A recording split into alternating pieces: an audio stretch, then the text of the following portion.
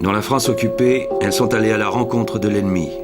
Elles s'appellent Martha Fracasse, Doris von Schontan, Genia Nord, plus de 100 femmes allemandes entrées en résistance. Leur but, détruire le système nazi sur le sol français. Ils sont allemands dans la France occupée, résistants, infiltrés au cœur de l'armée d'Hitler. Ils sont plus de 1000 hommes. Leur but, détruire le système nazi sur le sol français.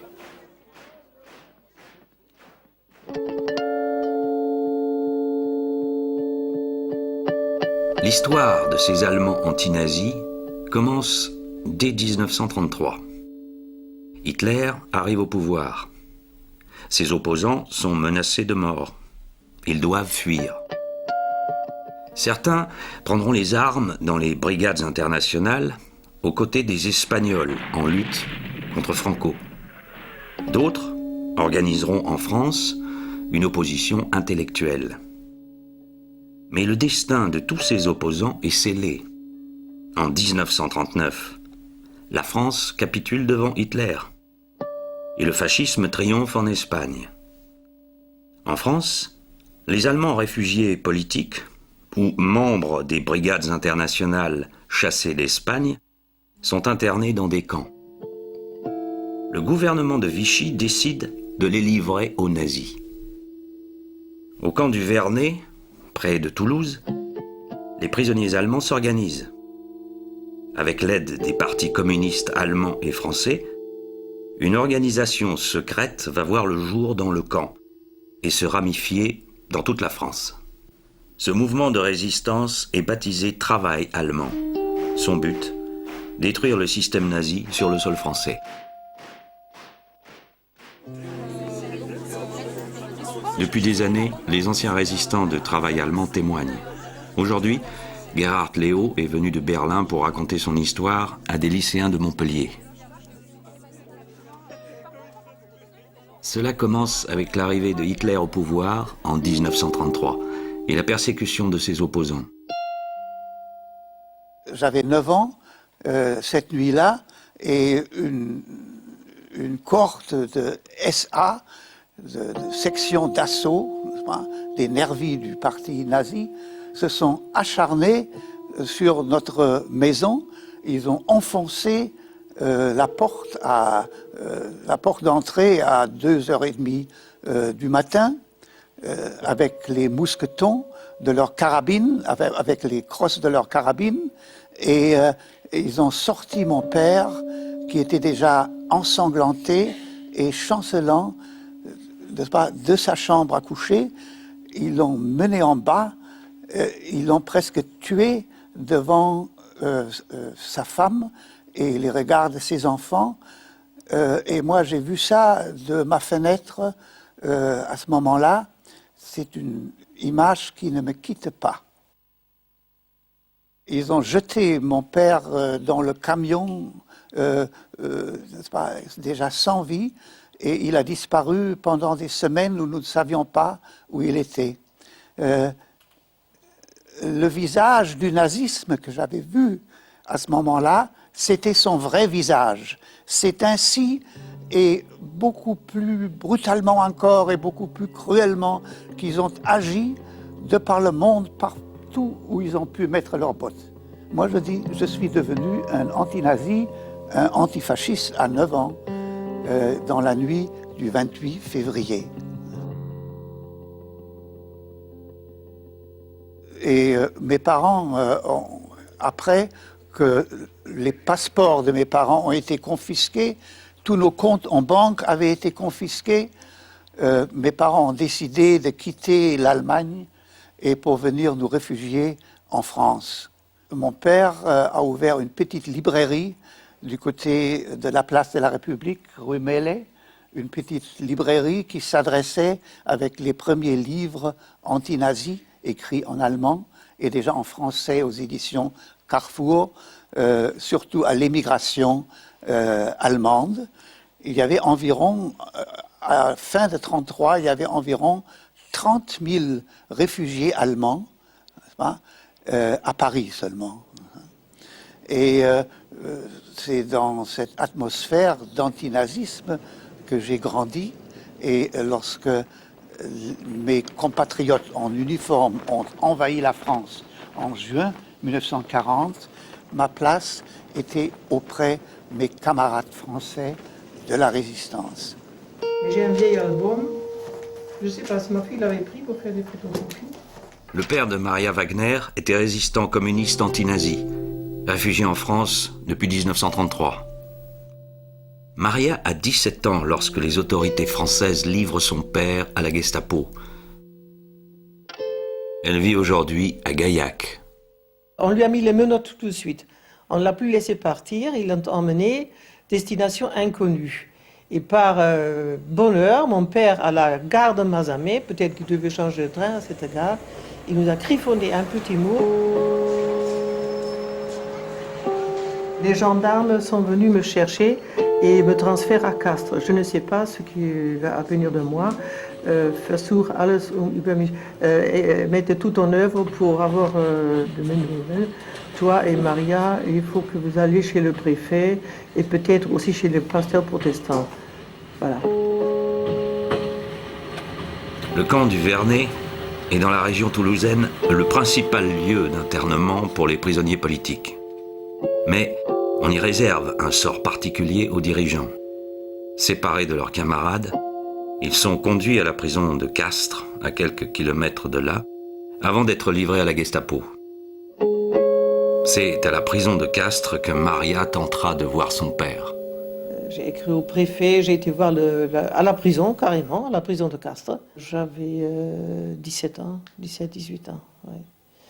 Alors le directeur m'a brusquement poussé dehors en me disant il n'y a pas de Joseph Wagner ici. Et puis donc, je me suis appuyée contre le mur, j'étais émue, les larmes sont venues. Et là, les deux gardiens de prison sont venus vers moi et ils m'ont dit, mademoiselle, votre père, il est bien dans la prison, mais ce n'est pas pour être livré à la Gestapo, c'est pour être protégé. Il ne risque rien.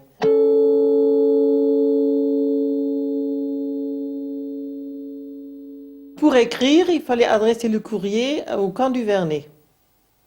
Les courriers et les colis, ils transvasaient par le camp du Vernet. Et j'ai une lettre comme quoi le commandant du camp de Vernet m'avait répondu que mon père n'était pas au camp du Vernet et qu'il ne pouvait pas me dire où il était. Mais officiellement, ça passait par le camp du Vernet. Je crois que c'était la baraque 21 ou un truc comme ça. Le camp du Vernet a vu passer des prisonniers de 58 nationalités différentes.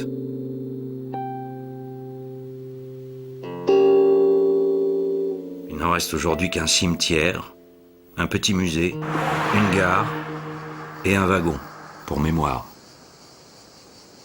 À quelques kilomètres de là, les bâtisses d'un autre camp sont reconverties en bâtiments agricoles. Ils sont quasi intacts.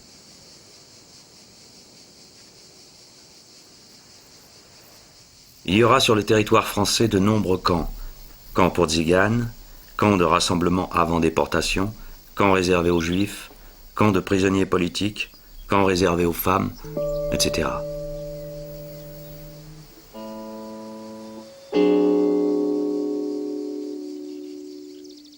Et peu de temps après, mon père a été livré à la Gestapo par la police de Vichy.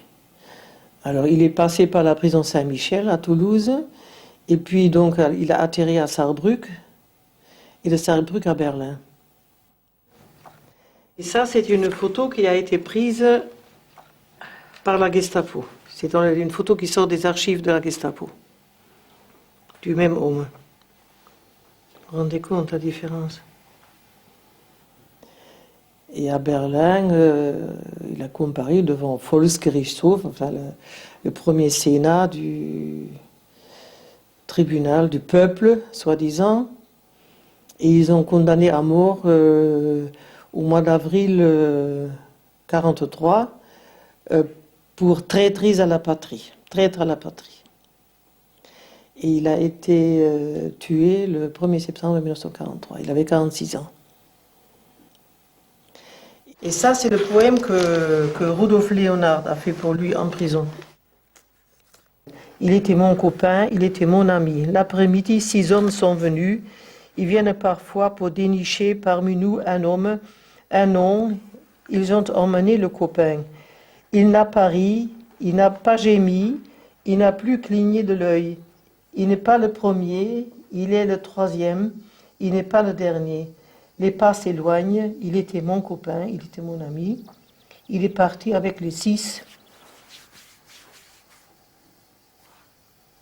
Est-il enchaîné? Va-t-il au travail? Devant les tribunaux, il est mon copain, il est mon ami. Où est-il aujourd'hui? Où dort-il ce jour?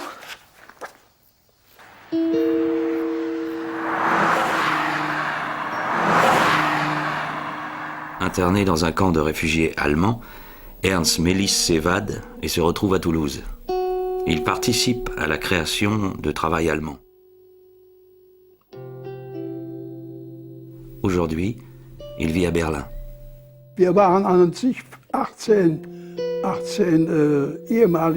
Nous étions 18 anciens combattants d'Espagne qui s'entraidaient.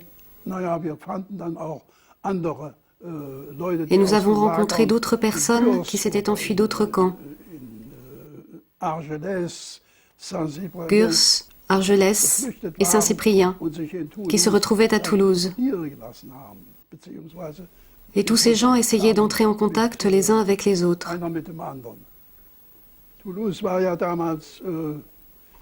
Toulouse était complètement surpeuplée à ce moment-là. En temps de paix, il y avait 125 000 habitants, et là, il y avait environ 1 million de personnes. On pouvait à peine marcher dans les rues, car tout était bouché par des gens fuyant du nord vers le sud.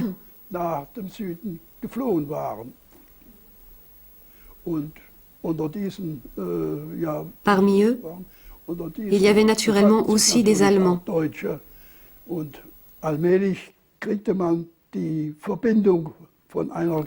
Petit à petit, des liens se nouaient,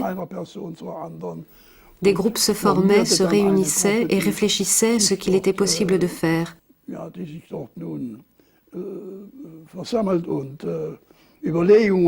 Nous étions déterminés à lutter contre l'armée allemande.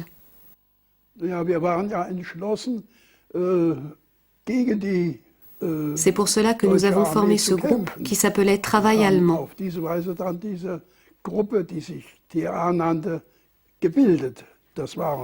Ce groupe comprenait des filles, des femmes et bien entendu surtout des hommes.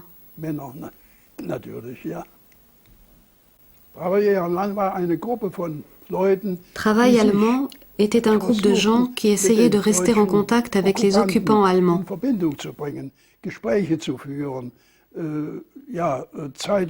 de discuter avec eux, d'éditer des journaux, pour leur montrer que la guerre était une chose terrible.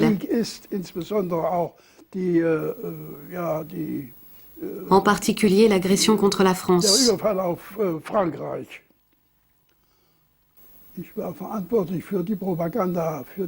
J'étais chargé de la propagande, de rédiger les journaux, les tracts. Je devais me procurer des documents, en rédiger et organiser la distribution aux soldats.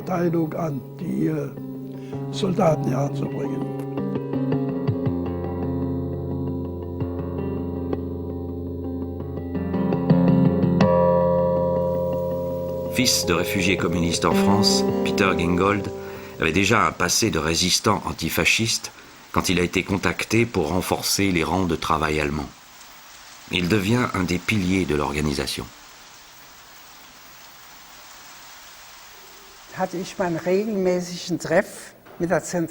J'avais des rencontres régulières avec la direction centrale. D'abord avec Otto Niebergall, puis avec quelqu'un qui est devenu célèbre plus tard, le futur ministre des Affaires étrangères de la Tchécoslovaquie, Arthur London, qui était mon contact. Lors de ces réunions, je rendais compte de mon action dans la région et je recevais une analyse de situation, des directives pour le travail à faire, etc. Il y avait toujours un contact avec la direction centrale, grâce à cette rencontre qui avait lieu toutes les 4 semaines à Paris.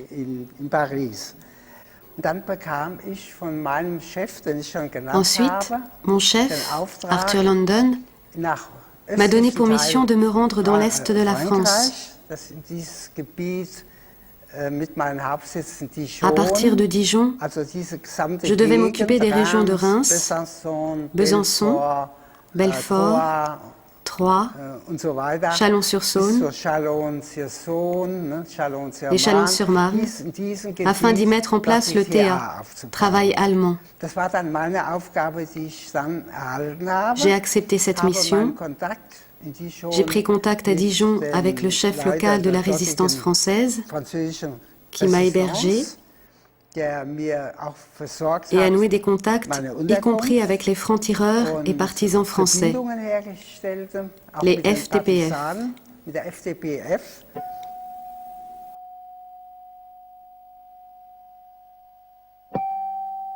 J'ai été contacté par le camarade Kurt Weber, un ancien d'Espagne aussi, de Toulouse, et que j'ai été, en somme, engagé au TA Travail allemand. Et c'est mes camarades qui m'ont expliqué qu'il y avait un accord entre le Parti communiste français et, et la direction clandestine du Parti communiste allemand de faire ce travail en France, et que ce serait le Front national pour la libération et l'indépendance de la France qui nous aiderait à faire notre travail. Et il m'avait dit qu'il y avait plusieurs travaux à faire dans cette organisation, et ce qui me conviendrait le mieux, puisque je parlais parfaitement le français, c'était qu'on m'introduise comme travailleur ou employé auxiliaire dans un service allemand. J'étais d'accord avec cela. À Berlin, réunion solennelle des membres du Parti national-socialiste. Comme nous approchions par les troupes allemandes et les commandantures allemandes, il y avait des informations qui étaient importantes pour la résistance. Par exemple, des informations sur les transports de la Wehrmacht. Et à Toulouse, j'ai transmis ces informations-là pendant presque 1 an de la Transportkommandantur. Et la résistance française nous disait exactement ce qu'elle voulait avoir, ce dont elle avait besoin. C'était utile à la résistance française aussi pour le renseignement. Nous étions environ 1000. Évidemment, comparé au nombre des troupes allemandes qui étaient entre 400 000 et 500 000, entre 40 et 44, c'est peu, n'est-ce pas? Mais ça a eu une certaine importance. Bien sûr, nous ne sommes pas arrivés à nos objectifs.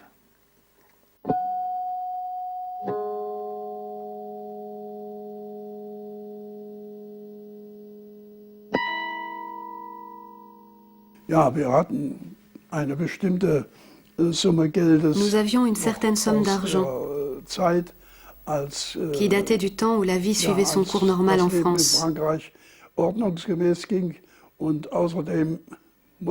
Et en plus, je dois dire que nous trouvions de l'argent. Par exemple, une amie qui travaillait dans la filiale de la Reichsbank à Toulouse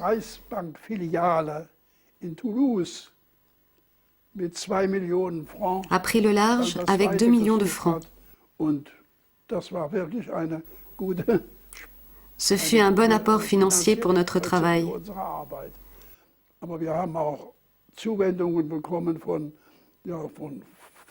Mais il y avait aussi des sympathisants français qui nous soutenaient par des dons en argent et en nature.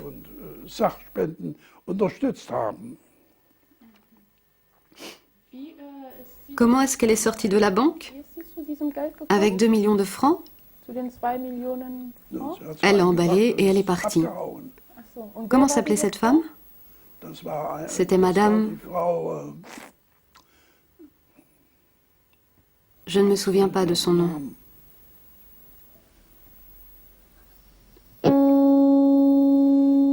Yvonne.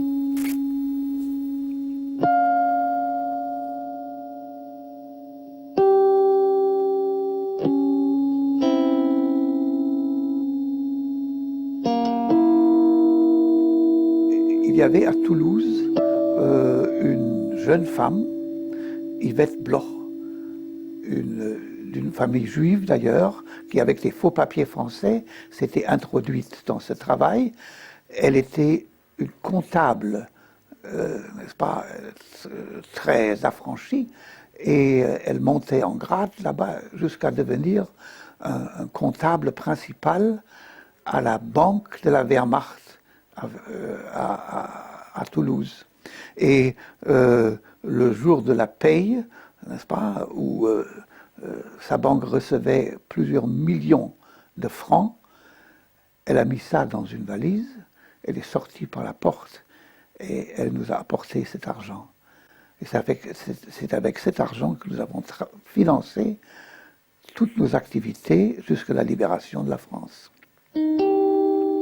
C'est aufregend. C'est excitant. Ah. Ulla Plenner est une historienne berlinoise.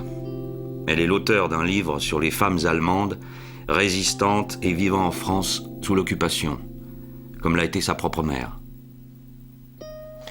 Ja, das ist diese Yvette Bloch. Voilà, c'est elle, Yvette Bloch. Das Mädchen, die Tochter, ist 1940 Sa fille est née en 1940. geboren. 1940 geboren, das kleine Kind. Sie hat das Kind Elle a beim confié le Bauern bébé à un paysan untergebracht et a dit und hat gesagt, ich « Je will an veux der participer à la Resistance. résistance ». Sie hatte den Schlüssel Elle avait la clé du zum Tresor coffre-fort. und weg. Et puis elle est partie. Sie musste ihre Haare färben. Elle a dû Sie se musste teinter ein les anderes cheveux, Gesicht an, sofort raus aus changer Toulouse. l'aspect de son visage et quitter Und wie ist immédiatement mit diesem Toulouse. Da haben sie einen Treff ausgemacht. Dora Schaul, Avec cette der Name valise, ist bekannt. elle avait rendez-vous avec Sie hat Dora das Scholl Geld nach Lyon et elles ont emmené gebracht. l'argent à Lyon.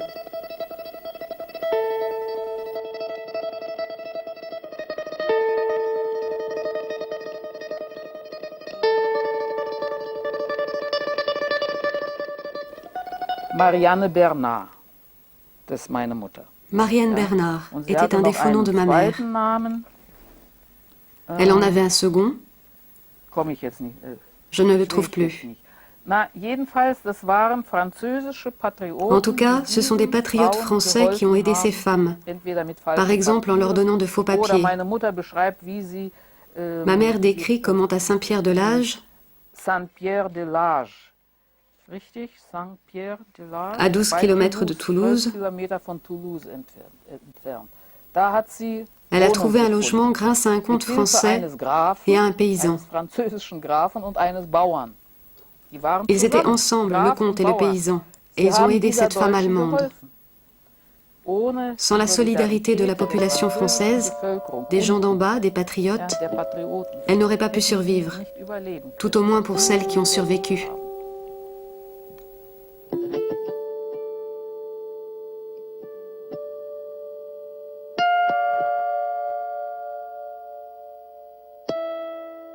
Ich habe aus En Literatur faisant mes recherches dans ce qui a été publié et dans les archives, 132 Namen j'ai retrouvé les noms de 132 femmes ayant participé à la résistance. teilgenommen. Ces 132 noms figurent dans mon livre. Namentlich genannt. Diese Frauen waren Ces femmes gegen étaient Nazis. contre les nazis. Sie waren ja emigriert Elles avaient émigré aus d'Allemagne ou d'autres pays comme la Alle Pologne, diese Frauen la Hongrie, la Roumanie. waren aus Deutschland emigriert oder auch aus einigen anderen Ländern, Polen, Ungarn, Rumänien, Autant de pays fascistes ou occupés par les Allemands. oder von Deutschen besetzte Länder. Die meisten La plupart waren de ces politisch. femmes avaient un engagement politique. Also die meisten waren politisch. Sie waren Elles avaient pour la grande überzeugte majorité des opinions politiques marquées. Sozialistinnen, Elles étaient socialistes, Sozialdemokraten, social-démocrates, communistes convaincus. Sie wollten eine andere Elles voulaient un Welt, autre monde, nicht diese et pas ce monde barbarische nazi barbare. Nazi-Welt. Ihre Aufgabe war, sich an Leur deutsche travail Soldaten consistait à aborder des zu soldats wenden, im allemands Restaurant, au oder restaurant, auf der Straße, dans la oder rue, im Kino, au oder cinéma, sonst wie. Und so ein en bisschen engageant un petit flirt. Anfangs, so ein kleines Techtelmechtel. Haben die Frauen nicht gerne Les femmes n'aimaient gemacht, pas ça. damit sie ins Gespräch kamen. Mais c'était le moyen d'entrer en contact avec ces soldats Und aus dem Gespräch et de les faire mussten dann parler pour savoir herausfinden, s'ils étaient ist dieser partisans de la Soldat guerre, kriegsbegeistert, nazis ist das convaincus ein begeisterter ou le contraire. Nazi oder vielleicht nicht. Vielleicht kann man ihn gewinnen zur Desertion afin de les amener éventuellement à déserter ou bien à emporter des tracts ou encore à parler contre la guerre dans leurs unités. C'était la mission des femmes, ce qu'elles appelaient le Soldatenarbeit. C'était une tâche difficile, car elles ne savaient pas à qui elles avaient affaire.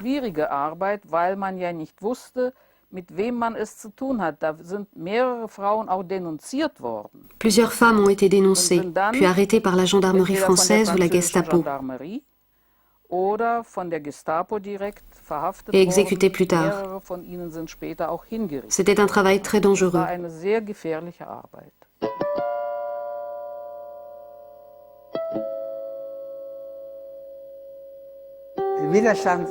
En ce qui concerne la résistance de nos femmes, je voudrais dire que ce que nous avons fait, nous n'aurions pas pu le faire sans nos femmes et nos filles. En réalité, ce sont elles qui avaient accepté la mission la plus difficile.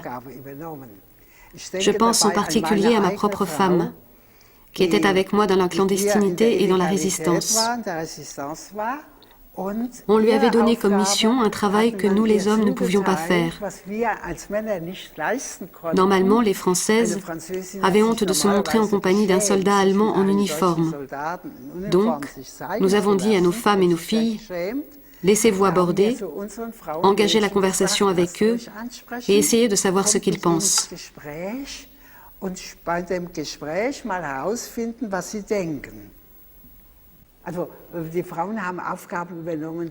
Puisque nous parlons des femmes, il faut aussi signaler qu'elles recevaient d'autres missions que nous avions beaucoup de mal à accomplir.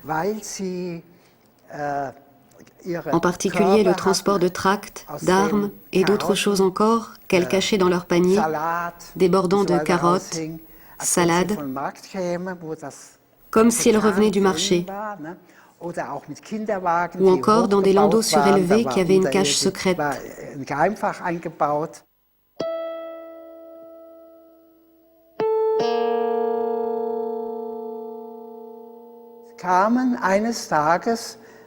Un jour, par mon contact avec le chef des francs-tireurs et partisans français, les FTPF, j'ai appris qu'un déserteur, soi-disant un Allemand d'origine alsacienne, était avec eux depuis quelques semaines. On m'a dit qu'il serait bien qu'il se joigne à moi pour travailler avec moi, puisqu'il parlait allemand.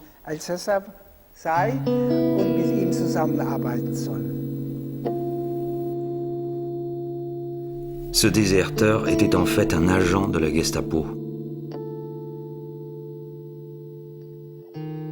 Peter Gingold est arrêté par les nazis.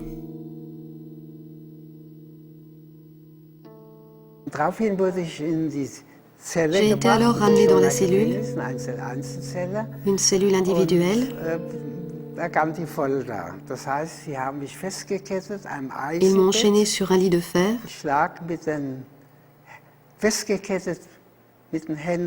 J'avais les mains attachées par une chaîne à la tête du lit,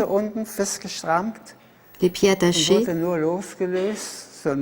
et ils ne me détachaient que pour les besoins naturels et lorsqu'ils me donnaient à manger. Sinon, mes pieds et mes mains sont tout le temps restés attachés. C'était sûrement de leur part une précaution visant à m'empêcher de me suicider. Car après un autre interrogatoire, on m'a dit, et c'est là que j'ai compris pourquoi le général avait voulu me parler, que je devais être le chef de tout le mouvement de résistance. Je n'ai jamais ni démenti ni confirmé. Je les ai simplement laissés croire cela. Je ne disais rien.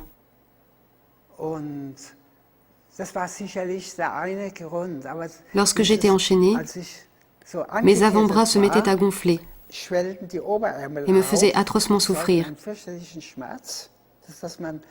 de sorte que je n'arrivais pas à dormir la nuit, d'autant plus qu'ils allumaient sans arrêt la lumière pour me surveiller. C'était une torture. Ensuite, ils venaient me chercher pour les interrogatoires, m'amenaient à la villa, ils me faisaient entièrement déshabiller, puis coucher par terre, et ils me fouettaient en me faisant retourner. Puis ils me ramenaient à la cellule. Cela a duré plusieurs jours ainsi. Décidé à tenter l'évasion, Peter Gingold fait croire à ses tortionnaires qu'il peut les mener au QG de travail allemand. Au détour d'une ruelle, il réussit à s'échapper.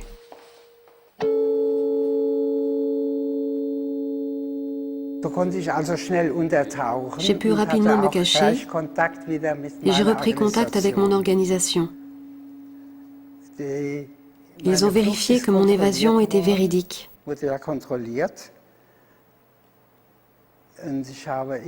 J'avais peur qu'on ne croie pas mon histoire d'évasion,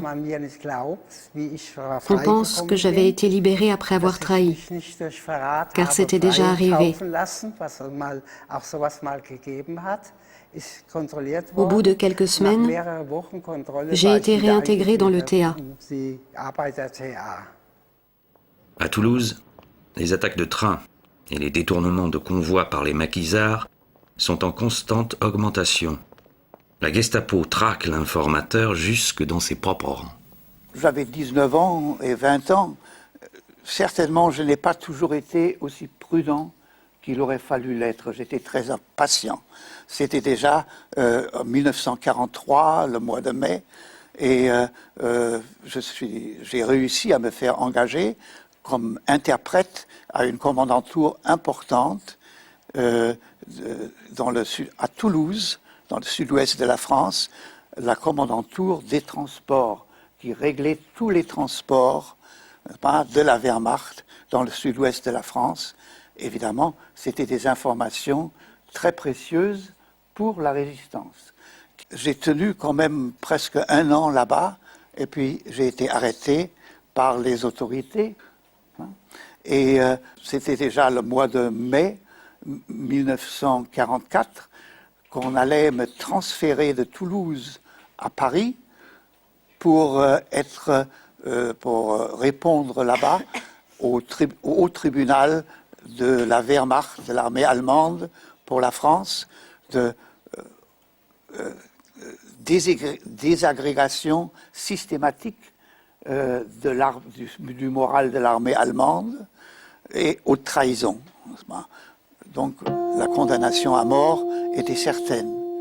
Et gardé par 5 feldgendarmes et enchaîné par des menottes, on m'a transporté de Toulouse à Paris. Et c'est en passant par la Corrèze, qui était une grande région des partisans, que par un hasard, mes camarades ne savaient pas que j'étais dans le train, que le train a été attaqué par des maquisards qui ont mis les feldgendarmes en fuite, qui m'ont libéré et qui m'ont offert de rester avec eux. Ils étaient sceptiques, bien sûr. Et le fait que je leur disais tout de suite que je suis allemand, c'était un choc pour eux. Ils l'ont dit plus tard. Évidemment, il y avait une certaine réserve, n'est-ce pas, de la part de beaucoup de Français. Mais il y avait aussi beaucoup de fraternité.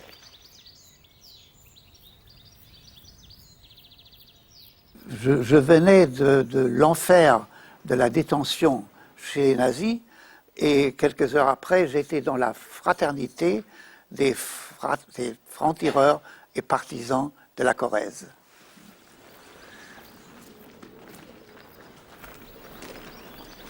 D'autres Allemands rejoindront, comme Gerhard Léo, les rangs des maquisards français. Au lieu-dit La Parade, en Lozère, on commémore chaque année le 28 mai 1944, jour noir où les résistants du maquis Bir-Hakeim, dénoncés par le préfet, furent massacrés par l'armée nazie à la ferme de la Borie. Parmi eux, des combattants allemands.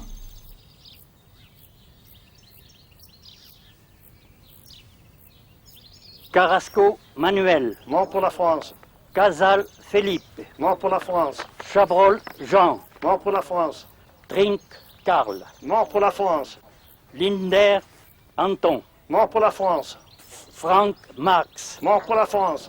Heinz Karl. Mort pour la France. Rousseau Jean. Mort pour la France. Fuentes Augustin. Mort pour la France. Villiers Pierre. Mort pour la France. Bucher Fred. Mort pour la France. Un inconnu.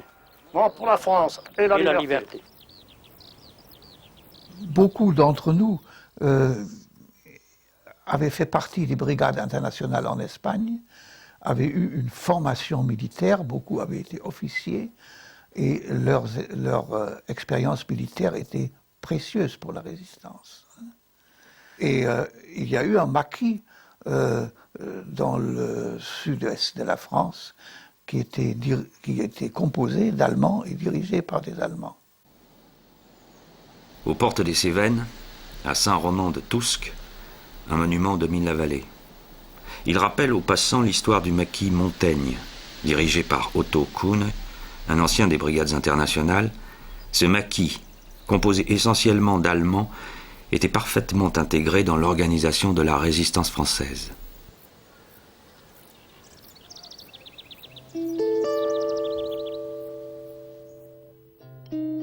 Patrick Cabanel est un historien spécialisé dans l'étude des diasporas.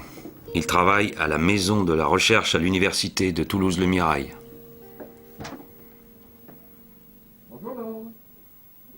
Les Cévennes à l'époque sont encore une région qui est démographiquement pleine, les maisons sont ouvertes, l'agriculture fonctionne bien, il y a donc des possibilités physiques d'accueillir pas mal de réfugiés.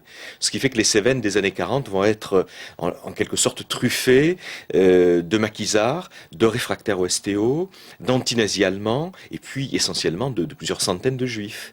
Et pour ce qui est de ces militants antinazis allemands, ils vont être très vite accueillis par les structures clandestines et ils vont donc entrer les armes à la main dans les maquis communistes ou proches du Parti communiste, les classiques maquis FTP. La seule différence, c'est qu'il y aura dans les Cévennes, je dirais, un maquis relié au FTP, mais authentiquement constitué d'antinazis allemands, parfaitement intégré dans l'organigramme de la résistance communiste et, je dirais, resté célèbre parce que ils ont participé au combat de la libération à Alès et la phrase qui est restée célèbre, c'est de dire que les Allemands, avec les résistants français, avaient vaincu les Boches. Septembre 1944. Les maquisards de Lozère entrent dans Nîmes. Dans leur rang marchent deux Allemands, Martin Kalb et Ernst Buzzo. Pour ce qui est des antinazis allemands, je crois que là c'est plutôt effectivement les réseaux communistes qui sont importants. C'est-à-dire que les Cévennes des années 40 sont à la fois une région très protestante et aussi une région très communiste. Il y a d'ailleurs un lien, ça peut paraître étonnant, mais c'est l'époque où les protestants cévenols sont des militants et des électeurs du Parti communiste français. Et là, c'est le réseau communiste qui accueille les antinazis, dont beaucoup sont des communistes allemands.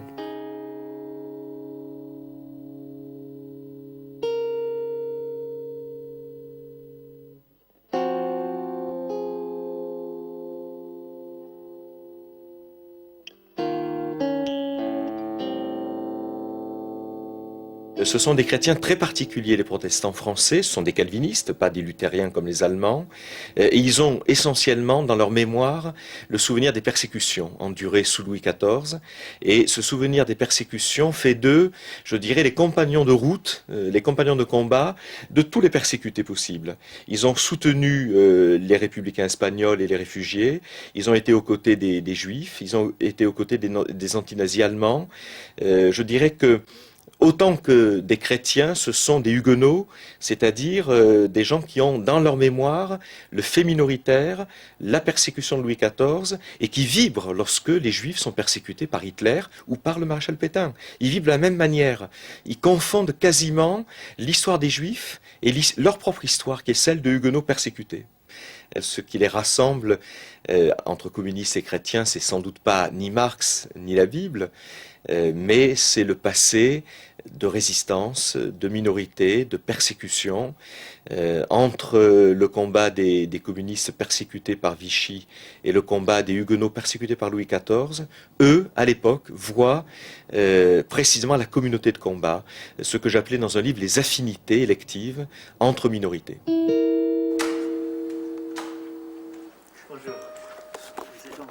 Henri Springer, ancien résistant communiste d'origine allemande, aujourd'hui moine jésuite dans un monastère à Montpellier, a lui tenté de concilier Marx et la Bible.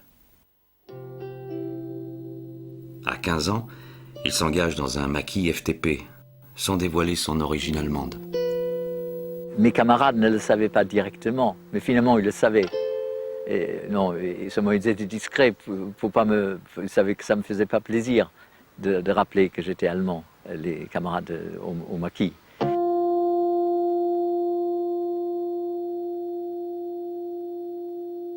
Il y avait aussi pas mal de jeunes protestants dans le maquis.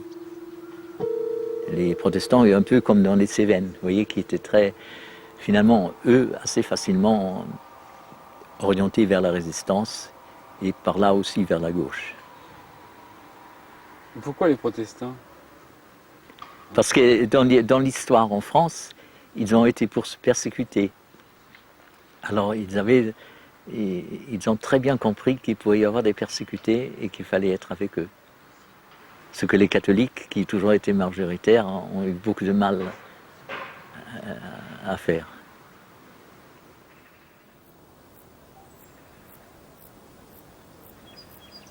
Certainement ce que j'ai vécu comme dureté, quand même, à 18 ans, être prise dans des affaires de vie et de mort, et dans d'autres cas aussi. Enfin, ça a certainement joué petit à petit pour m'inviter à avoir une vie qui puisse aider à trouver une certaine conscience de la justice dans la société.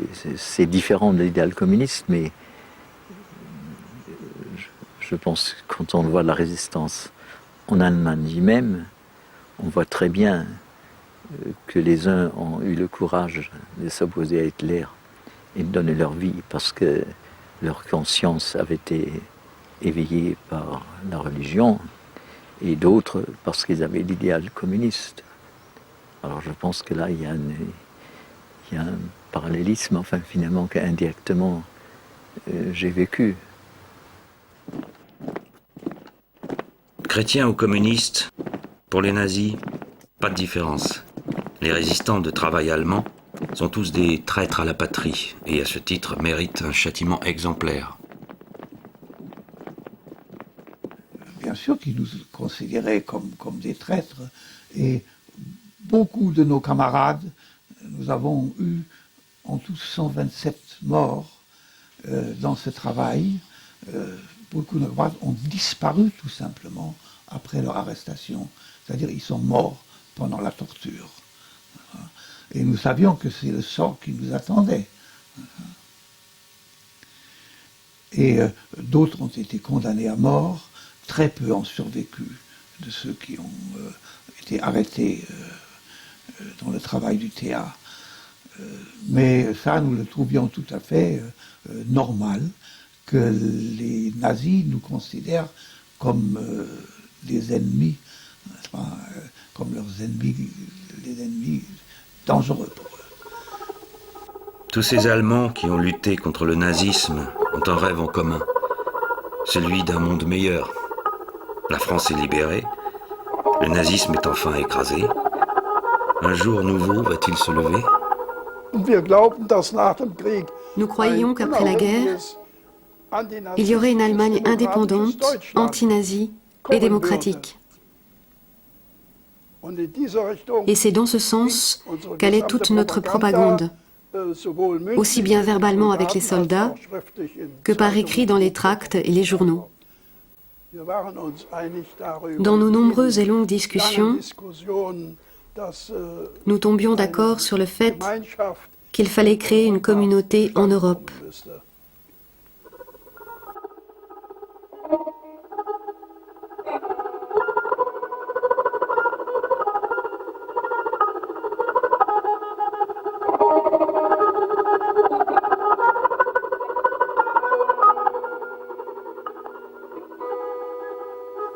nous avions tous cet espoir qu'après la chute du nazisme, il y aurait un monde meilleur, plus juste que celui que nous avions connu, un monde pacifique où les gens se respecteraient, etc. Tout ne s'est pas réalisé de cette façon-là, mais quand même, cette idée a fait son progrès après la chute du nazisme.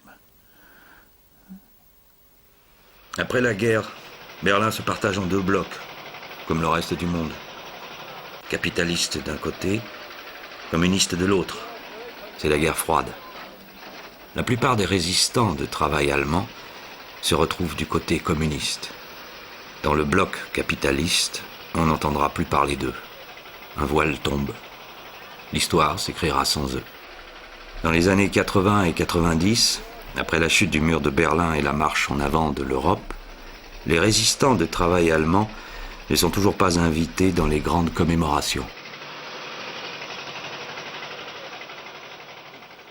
Le Premier ministre en France, à ce moment-là, avait déjà invité, n'est-ce pas, avait déjà préparé les invitations pour une vingtaine des survivants allemands de la résistance en France.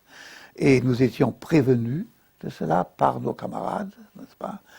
Et nous étions d'accord de venir. Et c'est à ce moment-là que M. Kohl est intervenu, qui a été informé de cela, bien sûr, par le gouvernement français. Il y avait des relations très étroites entre les deux gouvernements. Il est intervenu, il a dit non, il vaut mieux ne pas inviter ces gens-là, ce sont des communistes. Moi, je vous amènerai au 14 juillet, je vous amènerai des représentants de la résistance allemande, mais il n'a pas trouvé un seul représentant de la résistance allemande. On aurait aimé participer, n'est-ce pas, au 14 juillet ensemble avec les Français, comme nous avions participé à la résistance.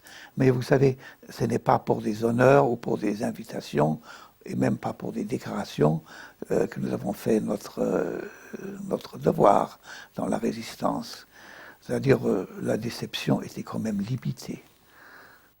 Wohin auch das Auge blicket, Moor und Heide nur ringsum, Vogelsang uns nicht erquicket, Eichen stehen kahl und krumm. Cette chanson a été créée par les détenus au camp de Bergamo, par les premiers détenus politiques des nazis. Et j'ai connu, c'était un très bon ami, le compositeur Rudi Gogel, un communiste et syndicaliste de Düsseldorf, arrêté en 1933. Il a été condamné au bagne et libéré en 1945 par les Alliés. Et ils ont écrit cette chanson avec, je dirais, le sang de leur cœur. Et cette chanson a été chantée partout par les résistants en Europe. Wohin auch das Auge blicket, Moor und Heide nur ringsum, Vogelsang uns nicht erquicket, Eichen stehen kahl und krumm. Wir sind die Moorsoldaten und ziehen mit dem Spaten ins Moor. Hier in dieser öden Heide ist das Land